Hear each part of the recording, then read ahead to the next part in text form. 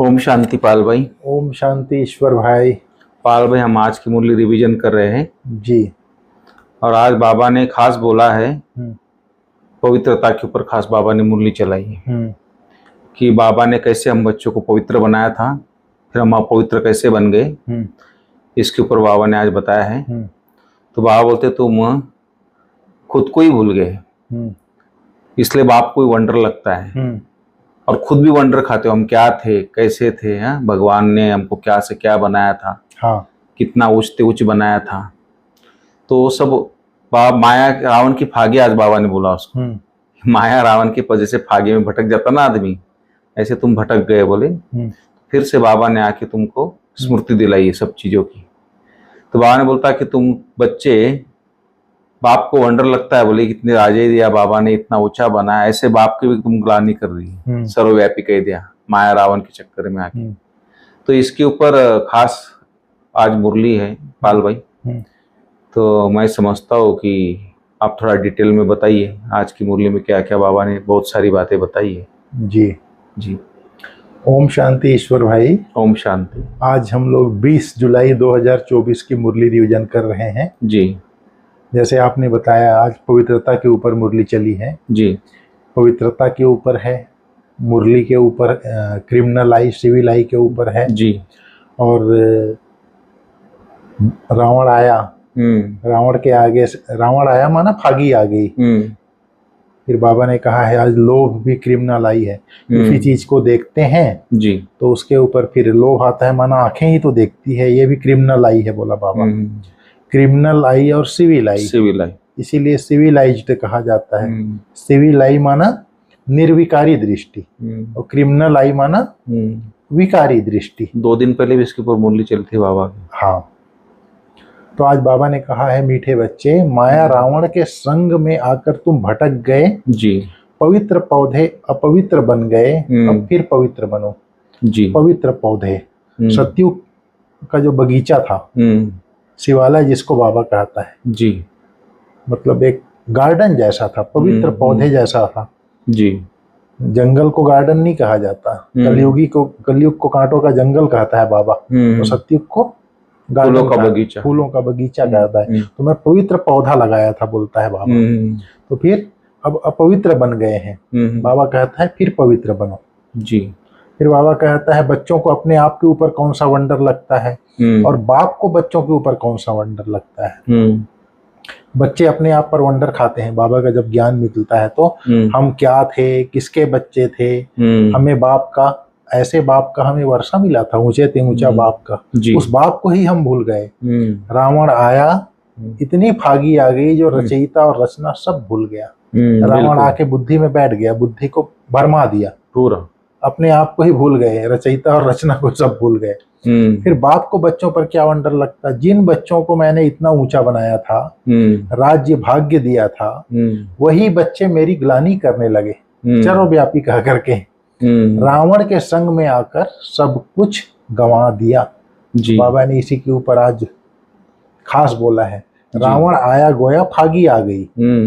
फिर फागी में मनुष्य रास्ता भूल जाते हैं जी। तो हम भी भूल गए हमारा घर कहाँ है, कहाँ के रहने वाले हैं। आज बाबा देख रहे हैं हमारे बच्चे जिन्हें हम आज से 5000 वर्ष पहले राज्य भाग्य देकर गए, बड़े आनंद में थे, मौज में थे, कितना आनंद की भूमि थी, फिर यह भूमि क्या हो गई, कैसे रावण के राज्य में आ गए जी। पराये राज्य में तो दुख ही मिलेगा ना, बिल्कुल। राम राज्य में सुख थे, तुम कितने भटक गए हो, बाबा खोलता है। अंध श्रद्धा में बाप को ढूंढते रहे परंतु मिले कहाँ। हाँ। जब बाप को आपने पत्थर ठिक्कर में डाल दिया, सर्वव्यापी कह दिया, तो बाप मिलेगा कहाँ। नहीं, सही बात है। ढूंढते रहे, अभी भी ढूंढ रहे हैं सर्वव्यापी कह करके। बाबा ने कहा बाप ने हमको सारे विश्व का राज्य भाग्य दिया था, फिर हम रावण की जकड़ में आ गए, रावण राज्य में जकड़ गए, फिर कितने दुख देखे, कितने गंदे कर्म किए, सृष्टि दिन प्रतिदिन गिरती जा रही, मनुष्यों के संस्कार दिन प्रतिदिन क्रिमिनल होते जाते हैं। बाबा इसी को कहता है, अभी सब सिविलाइज्ड बनने का पुरुषार्थ कर रहे हैं। आज बाबा ने किंग महेंद्र को याद किया, भोपाल में, जो हमारे भोपाल जोन के डायरेक्टर थे, जी। किंग महेंद्र भी पुरुषार्थ कर रहा है। बाबा बोलता है कलयुगी किंग तो पाई पैसे के हैं, और यह महेंद्र जो पुरुषार्थ कर रहा है यह सूर्यवंशी राजधानी में जाने वाला है। अच्छा, बाबा ने टाइटल दे दिया भैया, किंग अभी से किंग बना दिया बाबा, महेंद्र किंग। बाबा ने बोला यह तो सूर्यवंशी राजधानी में जाने वाला है। वंडर है। पुरुषार्थ ऐसा हो जो विजय माला में जा सके। पुरुषार्थ था उस आत्मा का। हाँ, सेवा भी नहीं लेता था किसी से ज्यादा, बहुत सिंपल आदमी। हाँ। और मैंने देखा, मैं जब भोपाल मेला में गया था तो इतना भावुक हुआ था वो, स्टेज पे इतना रोया कि दादी ने अपने गले लगाया उसको, बड़ी दादी ने, गुलजार दादी थी, बड़ी दादी थी। अच्छा। हाँ, तो दादी ने, वो सेवा से हुआ था भावुक, क्योंकि इतनी सेवा उसने की वहां पर। हाँ। भाई साहब, एक फोन से कोई भी मिनिस्टर उसके पास आ जाता, इतना उसकी सेवा था। तो काफी उसकी सेवा, लोग महिमा गाते थे।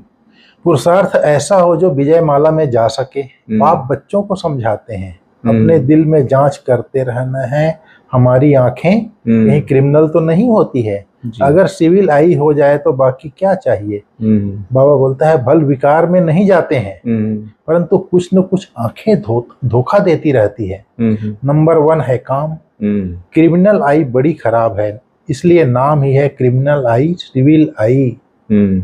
बेहद का बाप बच्चों को तो जानते हैं ना, क्या क्या कर्म करते हैं, कितनी सर्विस करते हैं। फलाने की क्रिमिनल आई अभी तक गई नहीं जी, अभी तक ऐसे समाचार आते रहते हैं। आगे चल फिर समाचार में एक्यूरेट लिखेंगे, खुद समझेंगे हम कितना पहले समाचार में झूठ बोलते थे, गिरते आए, पूरा ज्ञान नहीं था बुद्धि में, यही कारण था अवस्था नहीं बनी।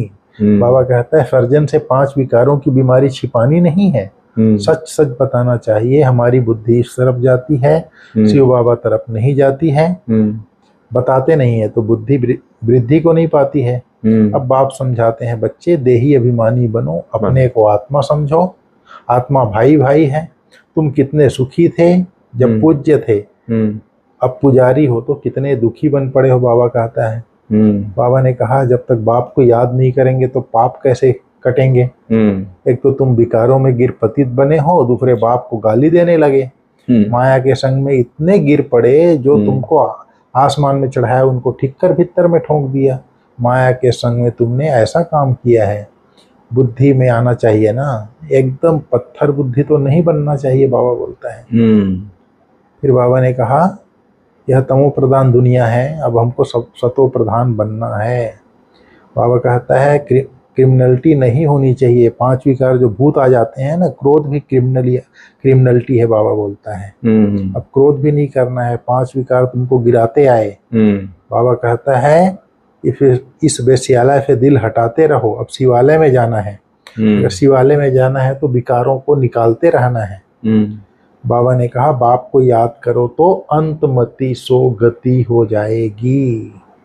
अपने को आत्मा समझो, अपने को शरीर क्यों समझते हो, शरीर समझने से फिर ज्ञान उठा नहीं सकते। बल गृहस्थ में रहो, इतने सब कहाँ रहेंगे, ब्राह्मण बनकर ब्रह्मा के पास भी नहीं रह सकते, रहना भी अपने घर में है। बुद्धि से समझना है हम शूद्र नहीं है, ब्राह्मण हैं।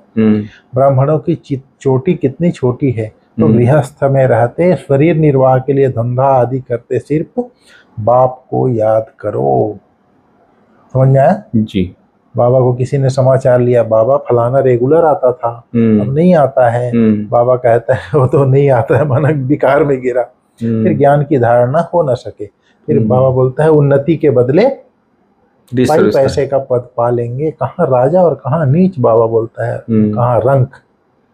फिर बाबा ने कहा है तुम यहाँ सत्य के संग में बैठे हो, फिर बाहर में कुसंग में जाने से फिर भूल जाते हो। माया बड़ी प्रबल है, गज को ग्राह हक कर लेती है।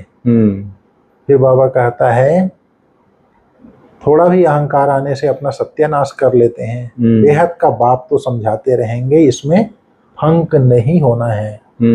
बाबा समझाइश देता है जी। किसी का समाचार आया होगा कि इसको अहंकार आ गया, बोले, फिर बाबा बोलता है कोई बात नहीं बच्चे, इसमें फंक नहीं होना है, आगे पुरुषार्थ करो। बाबा ने ऐसे क्यों कहा, हमारी इज्जत गई। अरे इज्जत तो रावण राज्य में चट हो ही गई है। देह अभिमान आने से, देह अभिमान में आने से अपना ही नुकसान कर देंगे, पद भ्रष्ट हो पड़ेगा। क्रोध लोभ भी क्रिमिनल आई है। बिल्कुल। आंखों से चीज देखते हैं तब तो लोभ होता है। बाबा कहते हैं मीठे मीठे बच्चों, जो कुछ बीता उसको ड्रामा समझो, सोचो नहीं कितनी मेहनत करते हैं, होता तो कुछ नहीं, ठहरता नहीं।